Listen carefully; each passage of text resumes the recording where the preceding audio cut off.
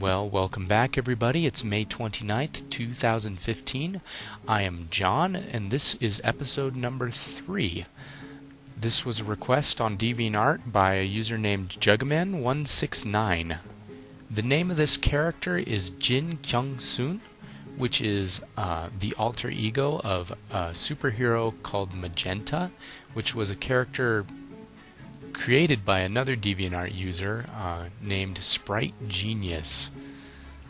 I had a lot of fun doing this one. I learned a ton of stuff, not just art related, but also just in the process of recording the video. I learned a lot of things and I made a lot of mistakes, so this video is actually probably going to be lower quality than my next video that I'm going to do because of what I learned from this one. I learned a lot about codecs and frame rates, and so the next video that I do should be quite a bit better.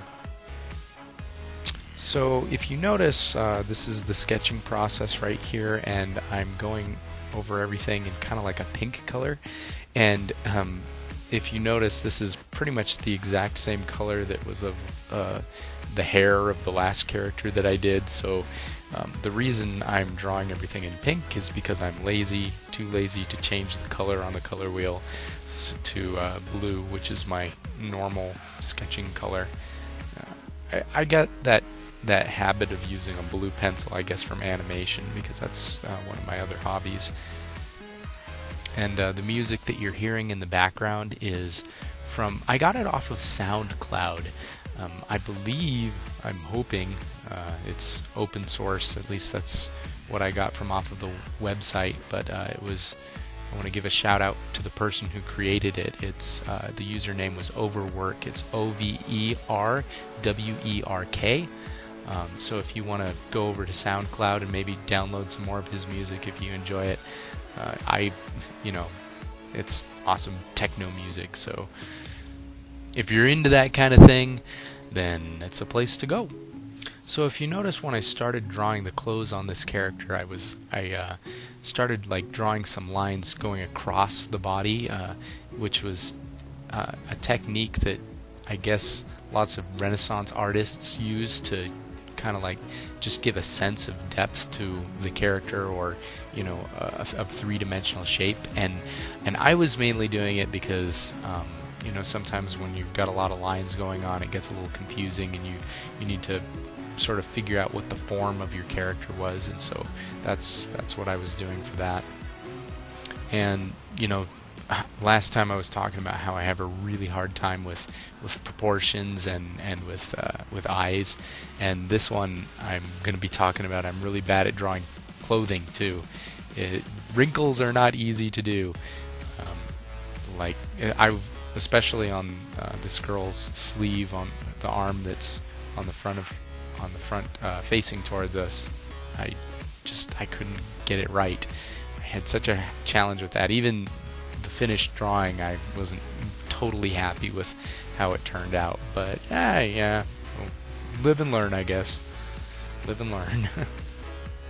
So this character, in her biography, I guess, I noticed that she went to a very specific school in Korea, and so I kind of Googled some images and tried to find out kind of what the school uniforms looked like from that particular school in Korea, and that's where I got the design for these uniforms. But it's not exactly the same as the school uniform from the photo that I was looking at, but it's close. It's pretty close. And the images that I was looking at were kind of small, so it was sort of challenging to tell, what exactly it looked like. But I think that I did a pretty good job of getting it close to what the uniforms are like from that particular school. And if you notice, I'm working in hard black lines again. That's something that I'm towards the end of the video, you'll find out I get away from that a little bit, and the lines become more brown. But for right now, they're solid black. And like I said before, that's something that I'm sort of picking up off of observing Adam Hughes' work, and I really like his work. I can't stop talking about it with other people because it's so beautiful and gorgeous. It makes me melt when I look at it. it's just so good. So I'm trying to emulate that.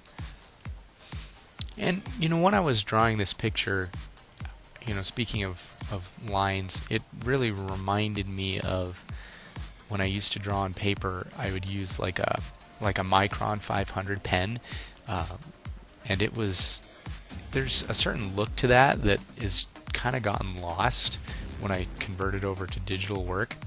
So, and there are ways of sort of achieving a similar kind of look to your art in the computer, but I just haven't taken the time to to test those things out and see if I can get more traditional type looks.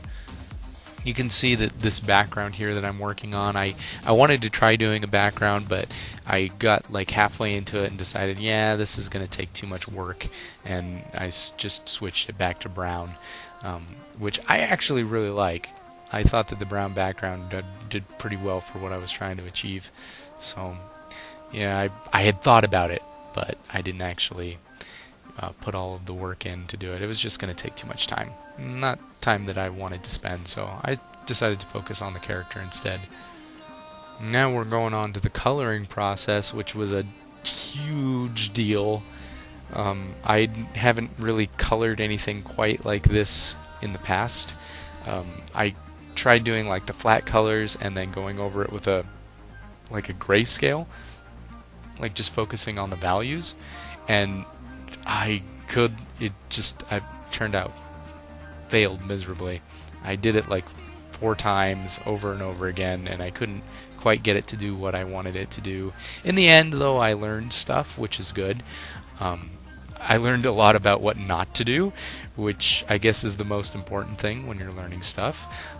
That way you don't make as many mistakes. But in the end, I did get a very desirable result that I was very happy with the colors. But it took me a lot to get there. Like before, in the past, I've had a system. I would do this, and then I would do this, and then I would do this, and then it would always come up with the same result over and over again. And for a long time, I was pretty happy with that. But the problem with it is that my art was not improving. It was just staying the same. And my colors were not improving. They were just staying the same. So I'm going to be trying to sort of experiment with more and more types of techniques till I can find something that enhances my art more. And I believe with this piece I actually achieved, it's not perfect yet, but it is better than some of the things that I've done in the past. So that made me really happy. That made me extremely happy that I got something in the end that looked better than my system that I had before. And I used to work in GIMP, and I migrated over to Paint Tool SCI, and it has been one of the best things that I've ever done in terms of software, converting over to software, for a few reasons. Number one is that Paint Tool SCI for illustration is way faster. Like, when I drag a line across the page in Paint Tool SCI, it's smooth and it glides across the page. When I drag a line across the page in GIMP, it's laggy and sluggish. And that has a little bit to do with the computer that I'm using.